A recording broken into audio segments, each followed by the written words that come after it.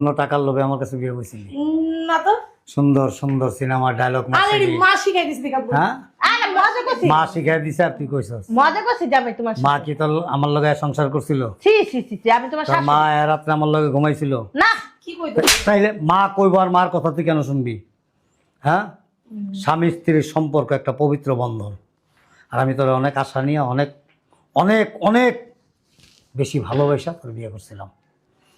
ভালোই তো ছিলাম আমরা। হ্যাঁ ভালোই তো। হঠাৎ করে চিন্তা ভাবনা করলাম, এখনো তো ভালো। হঠাৎ করে না চিন্তা ভাবনা করলাম যে প্রবাসে যায় যদি আরো কিছু টাকা পয়সা অর্জন করতে পারি, আর একটু সুখে ওরে রাখতে পারি, আর একটু ভালো ওরে রাখতে পারি। তো মানা করছে হ্যাঁ? কে? মানা করে নাই কেউ। ওই যে দেখছো যে আমার চাকরি গেছে গা, আমি প্রবাস থেকে ফেরত আসছি, টাকা পয়সা কোনো কিছু আর নাই। 6টা লাগেজ নিয়েছি আমি, 6টা। হ্যাঁ কোন জায়গায় জামাই? কই কই? মা এই যে বাইরে এই জায়গায়, যাও। এই যে এই জায়গায়। ঠিক, আমি তোমার শাশুড়ি জামাই কি শাশুড়ি হইলে ওই এর দিয়ে এরকম এরকম আকাম করাই দিনা শাশুড়ি।